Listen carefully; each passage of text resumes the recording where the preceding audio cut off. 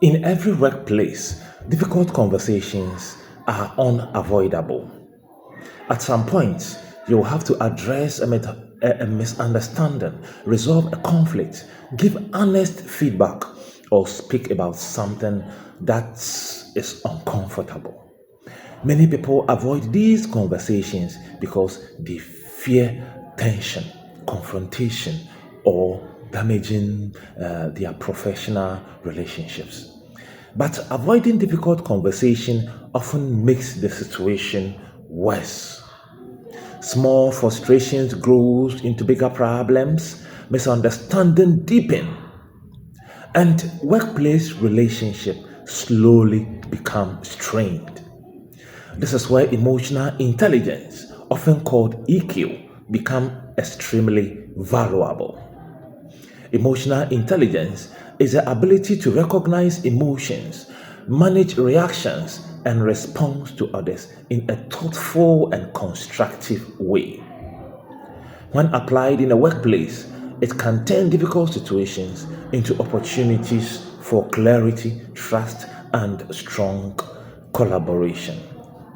Let's explore a few emotional intelligence principles that can help you handle difficult conversations with colleagues more effectively. The first principle is pause before acting or pause before reacting. When something frustrates us at work, our immediate reaction is often emotional. We may feel irritated, defensive, or even angry. If we respond immediately from that emotional state, the conversation can quickly escalate into conflict. Emotionally intelligent people create a small pause between feeling and reacting. Instead of responding instantly, they take a moment to breathe, organize their thoughts, and approach the conversation calmly. This pause allows your response to be thoughtful rather than impulsive. A calm tone can completely change the direction of a conversation. The second principle is focus on the issue, not the person. One of the most common mistakes in difficult conversations is making the other person feel personally attacked. For example, saying, "You are always careless with deadlines," immediately puts someone on the defensive, but focusing on the situation instead creates a space for discussion. You might say something like, "I noticed the report came in later than expected and it affected the timeline for the project." This keeps the conversation centered on the problem rather than blaming the person. When people feel respected, they are more open to listening and finding solutions. The third principle is practice active listening. Difficult conversations should never be one sided. Many people enter these discussions with the goal of proving their point, but emotionally intelligent communication involves genuinely listening to the other person's perspective. Allow your colleagues to explain their side of the situation without interruption.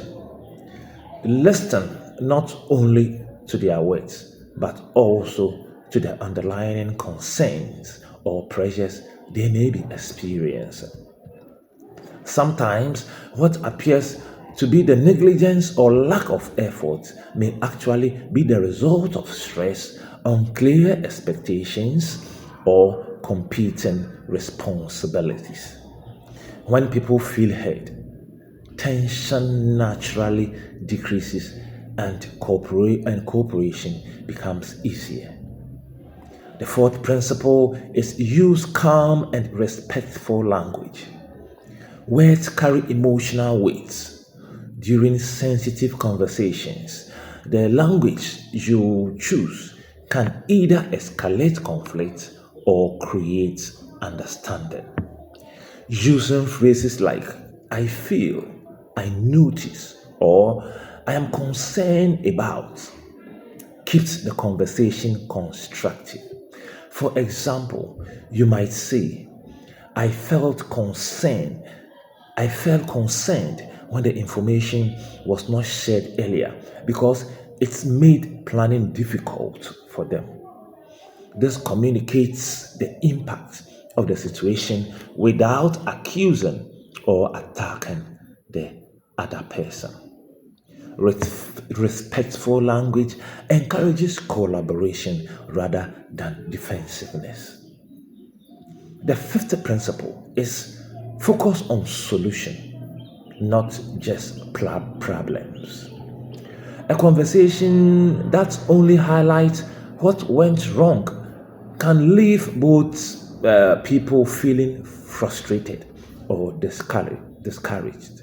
Emotionally intelligent conversation shifts toward solutions. After discussing the issue, try asking a forward looking question such as how can we handle this better moving forward? Or what would help us avoid the situation next time? This turns the conversation from blame into problem solving. It shows that the goal is improvement, not punishment. Finally, remember the importance of maintaining professionalism and empathy. Every colleague you interact with is dealing with pressures you may not fully see. Deadlines, expectations, personal challenges, and workplace stress can all influence how people behave. Approaching difficult situations with empathy does not mean ignoring problems.